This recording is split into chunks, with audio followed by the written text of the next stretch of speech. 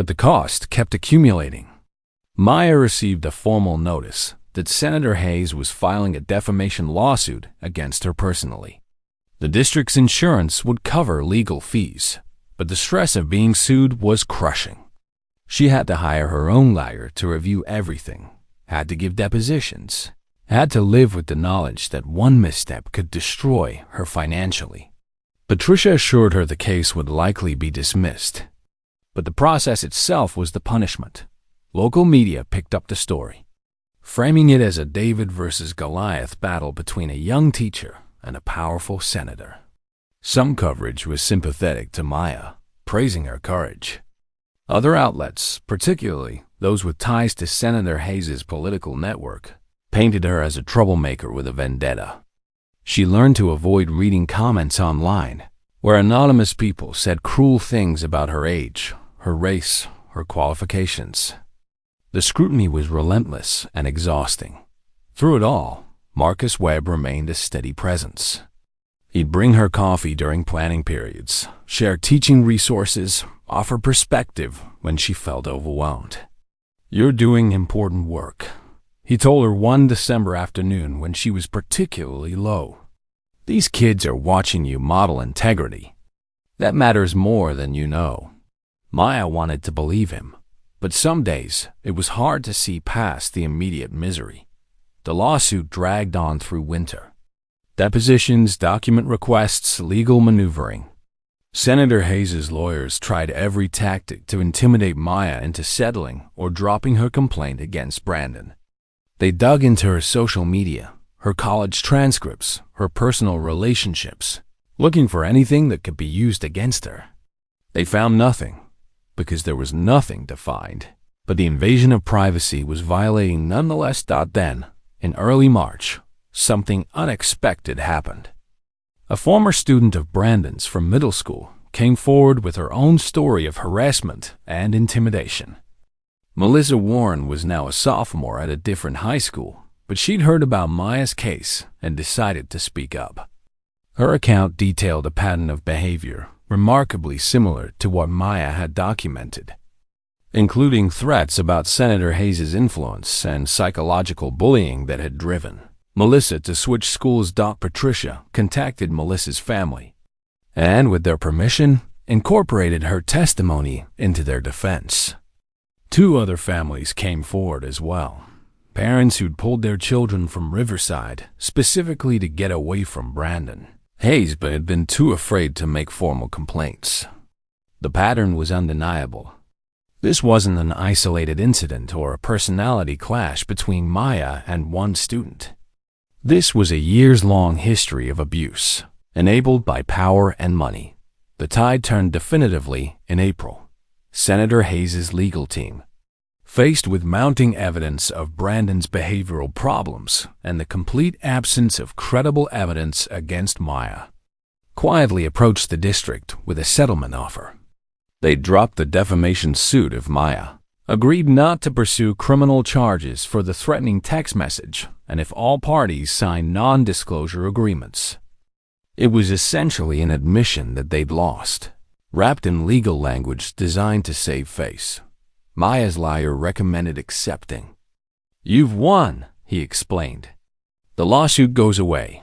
You keep your job. And you've established that powerful people can't just destroy teachers who hold their kids accountable.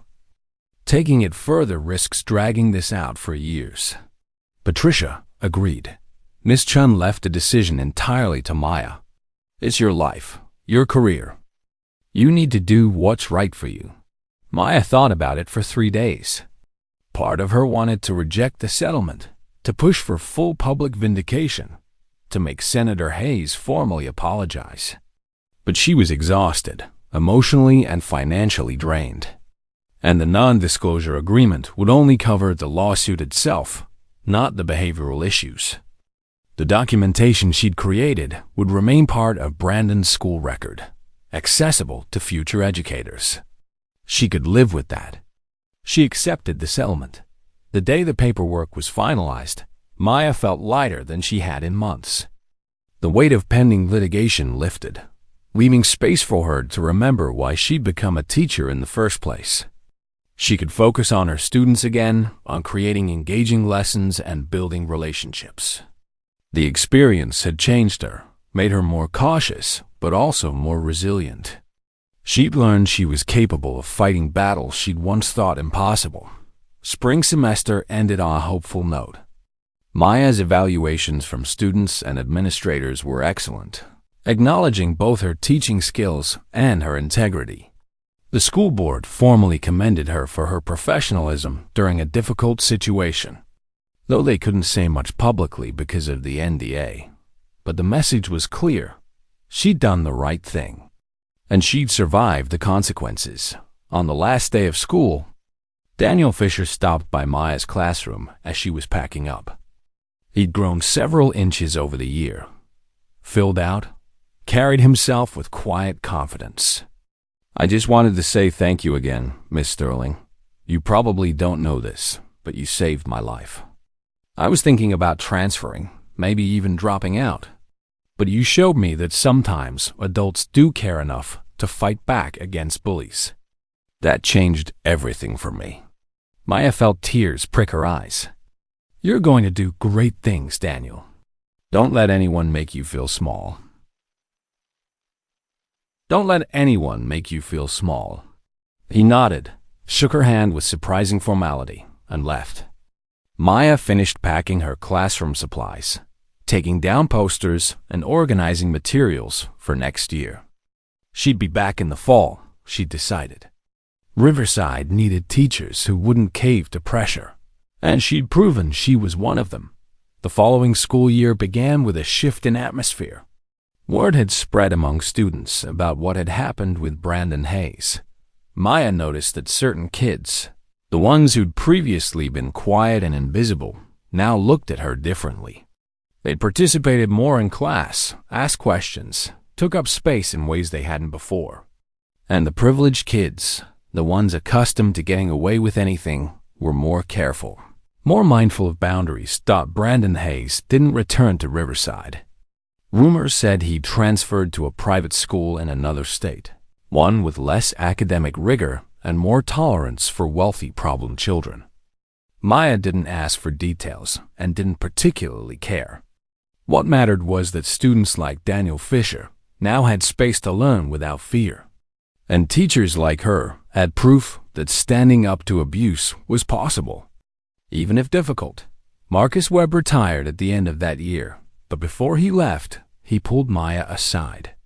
"I've been teaching here for 16 years, he said. "I've seen a lot of teachers come and go. Most of the good ones leave because they get tired of fighting. You fought, and you stayed. That's rare. Don't underestimate what you did. You changed this school, probably more than you realize." Maya thought about his words often in the months that followed. She'd started the year as a naive 23-year-old, convinced that fairness and good intentions were enough. She'd learned, painfully, that justice required courage, strategy, and a willingness to endure discomfort.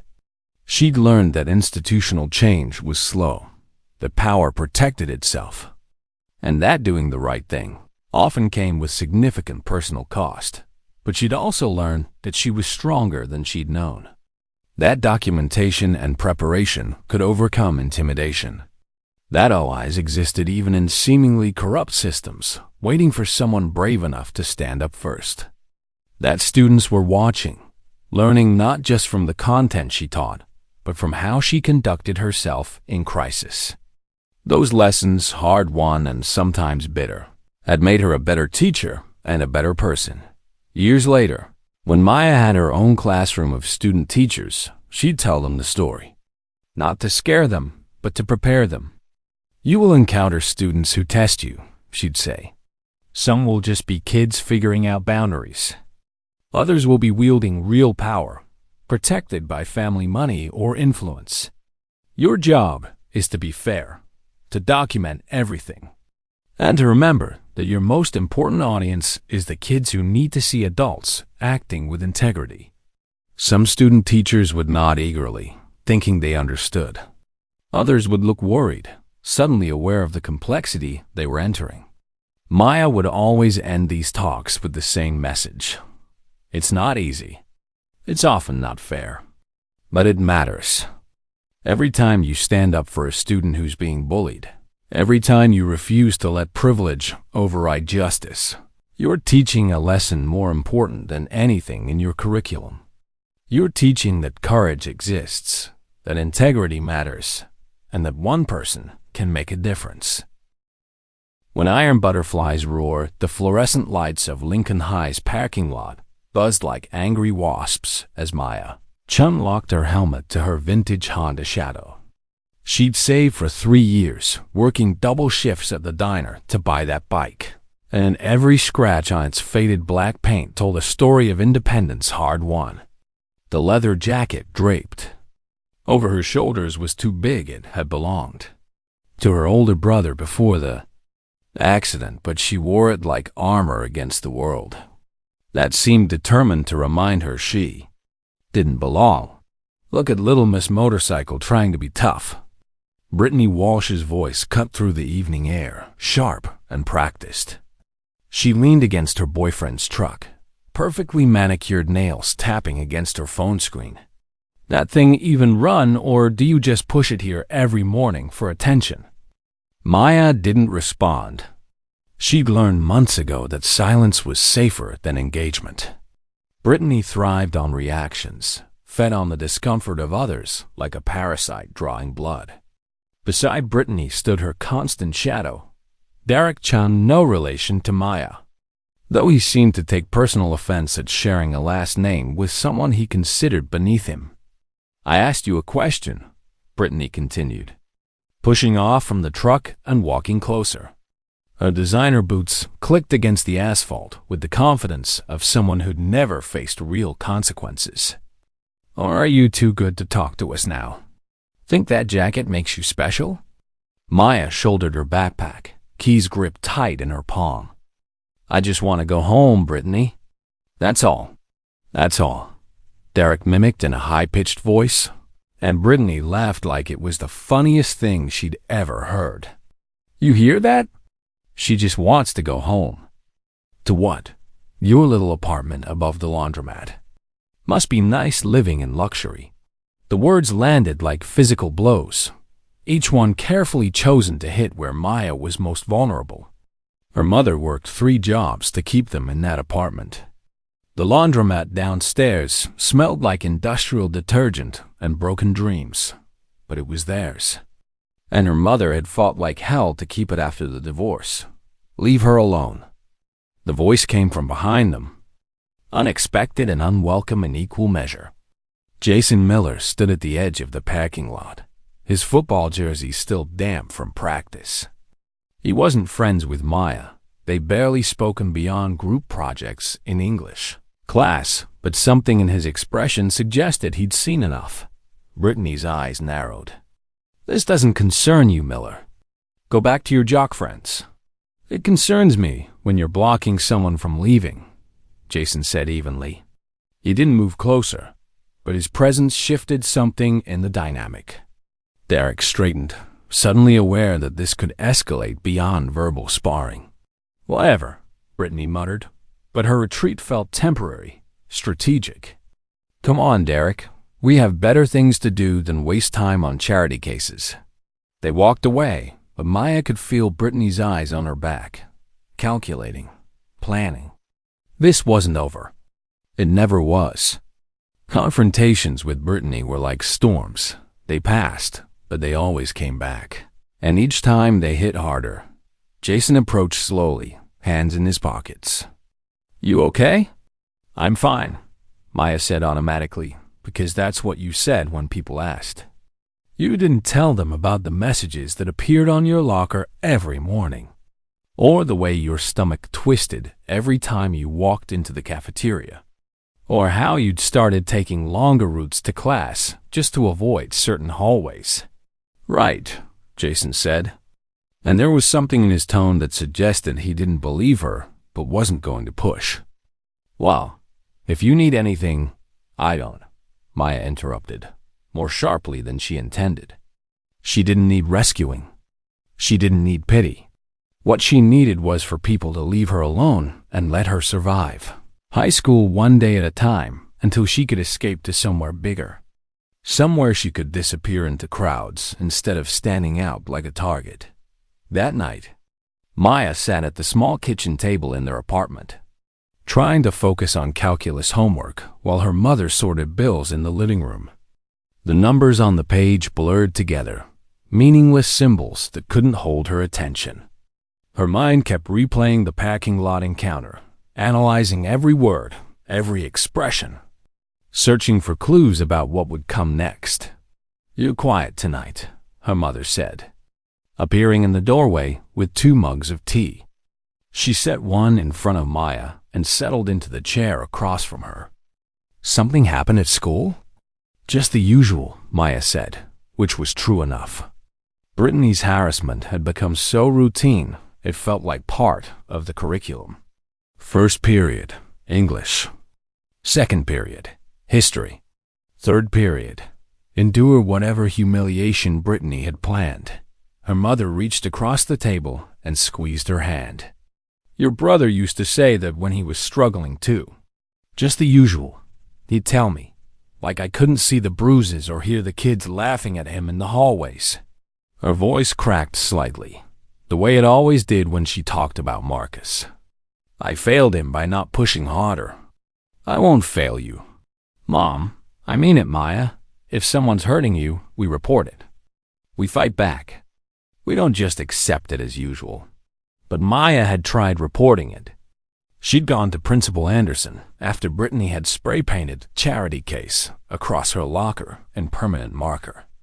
The principal had called both girls into his office, listened to Brittany's tearful explanation about how it was just a joke, how Maya was being too sensitive, and then suggested they shake hands and move forward.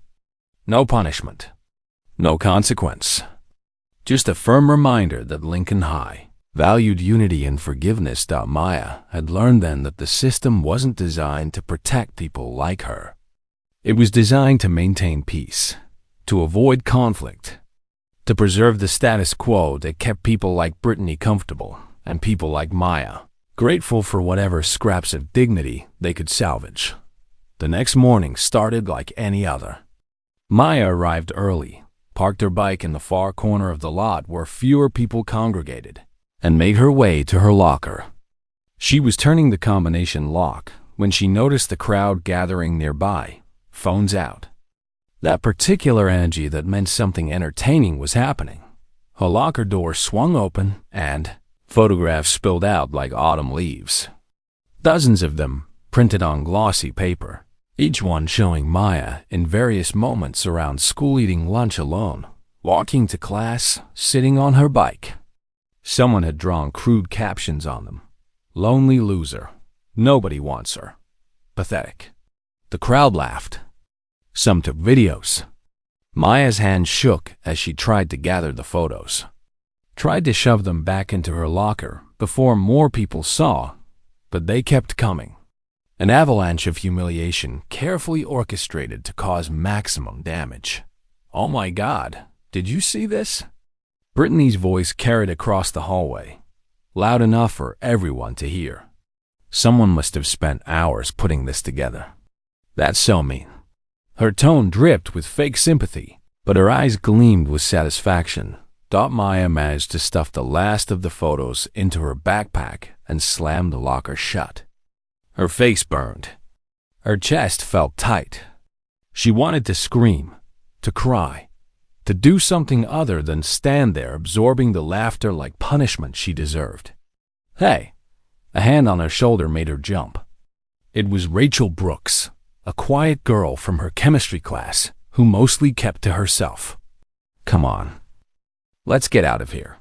Rachel guided her down the hallway, away from the crowd, into an empty classroom. Maya's breathing came in short gasps, panic clawing at her throat. This was worse than the usual taunts.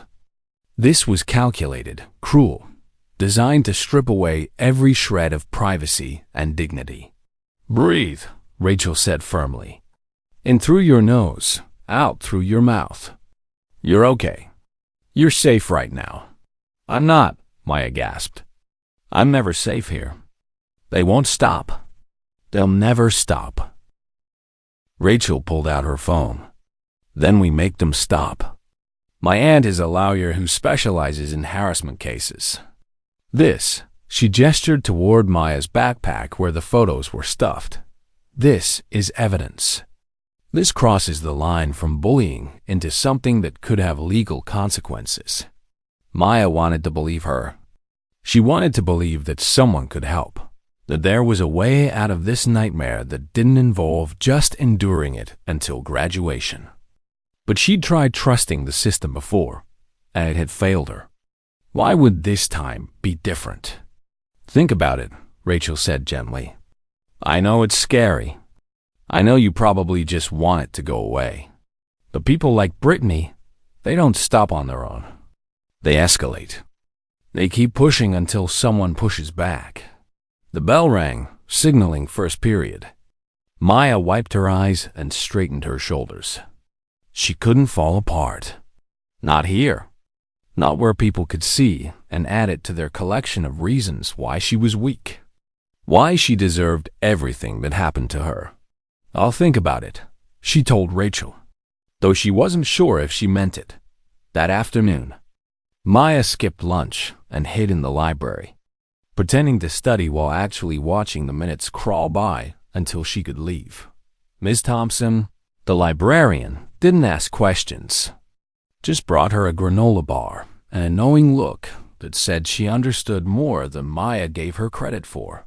When the final bell rang, Maya practically ran to the parking lot. She just wanted to get on her bike and ride until the school was a speck in her rearview mirror, until she could breathe without feeling like the walls were closing in. But her bike wouldn't start.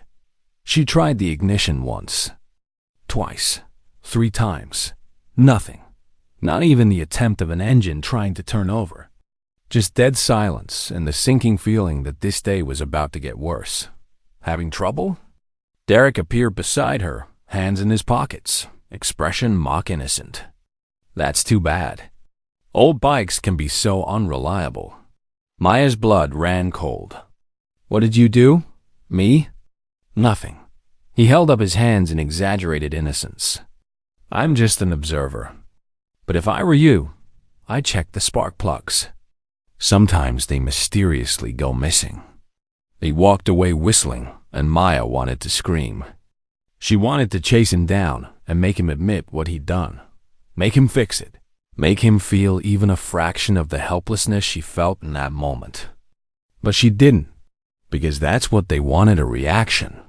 A scene, more evidence that she was unstable. Difficult, not worth the trouble of helping Dodd, she called her mother, who was in the middle of her shift at the hospital and couldn't leave. She had enough money for a bus ride home, but that meant leaving her bike here overnight, vulnerable to whatever else Brittany and her friends might do to it. Need a ride?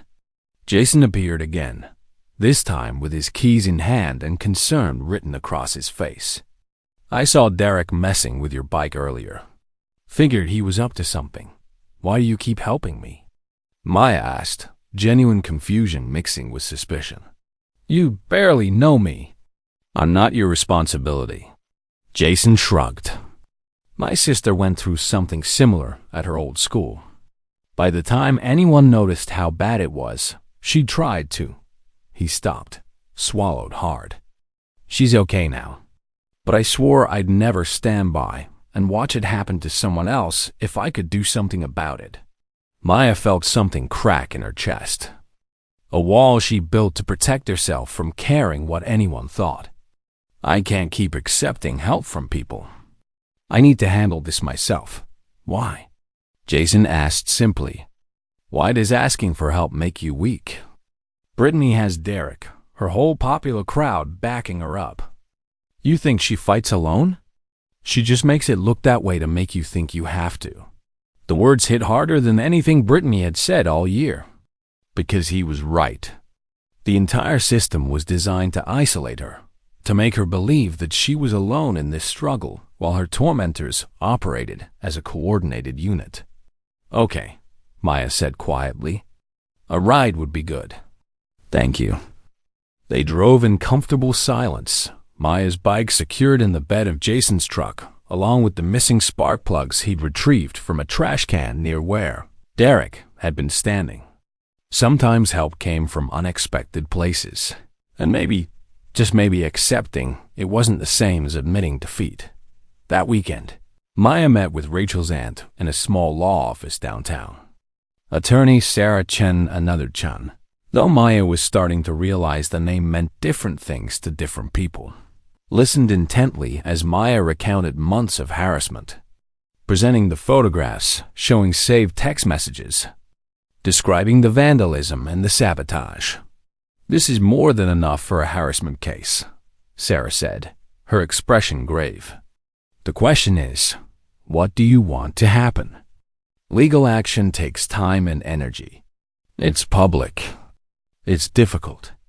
Are you prepared for that?" Maya thought about Marcus, about how he'd endured years of bullying until it became too much. She thought about every kid who'd ever walked these halls feeling small and powerless. She thought about the version of herself who might exist if she could just get through this, stronger and freer on the other side. "I want them to know they can't keep doing this," Maya said. "Not to me. Not to anyone." Sarah smiled, approval evident in her eyes. "Then let's make that happen."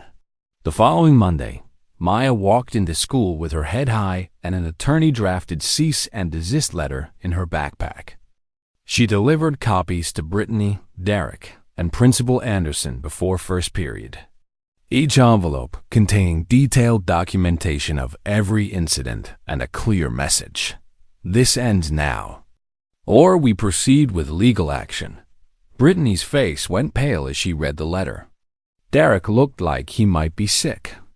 Even Principal Anderson seemed shaken, suddenly aware that his policy of peaceful resolution wasn't going to protect the school from the consequences of enabling harassment. "You can't do this," Brittany hissed when they passed in the hallway. "This is ridiculous. You're being dramatic." "Actually, I can," Maya replied calmly. "And if you continue to harass me, my attorney will be very interested in discussing it with yours." For the first time in months, Brittany had nothing to say that the change wasn't immediate. Whispers followed Maya through the halls, some supportive, many critical of her decision to make a big deal out of nothing. But slowly, carefully, the daily harassment began to fade. Brittany and Derek kept their distance, their power diminished by the threat of real consequences. Other students started coming forward too. A freshman who'd been tormented by Derek, a sophomore dealing with Brittany's social manipulation. Each one had been suffering in silence, believing they were alone. Maya's willingness to fight back had given them permission to do the same. Rachel became a real friend, not just an ally. Jason introduced her to his sister, who shared her own story of survival and recovery. Ms. Thompson started a peer support group in the library, creating a safe space for students who needed it. The photographs that had once represented Maya's humiliation got repurposed into an art project, a commentary on privacy, bullying, and resilience. She displayed them in the school gallery with new captions written by other students who'd experienced similar violations. It transformed shame into solidarity, victimhood into activism. By spring, Lincoln High felt different. Not perfect change, never happens that fast or that completely, but better. The administration implemented new anti-harassment policies with actual teeth. Teachers received training on recognizing and addressing bullying. Students like Brittany faced real consequences when they crossed lines. Maya graduated with honors and a scholarship to State University. On her last day, she rode her bike around the parking lot one final time. Leather jacket secure, Marcus's memory honored by the fight she'd won not just for herself but for everyone who came after. She'd learned that courage wasn't about facing your fears alone. It was about recognizing when to ask for help, when to stand firm, and when to use your voice even when it shakes. The iron butterfly on her jacket's back patch, a gift from Jason's sister. symbol of the women in the Wind Motorcycle Club she'd connected with through Sarah's network, reminded her that strength came in many forms. And sometimes the most powerful thing you could do was refuse to fly solo. The bullies had threatened her, tried to break her, assumed she'd crumble under pressure. They'd frozen in shock when they realized she wasn't just some isolated target. She was connected, supported, part of something bigger than their small-minded cruelty. And that, Maya thought as she rode toward her future, made all the difference.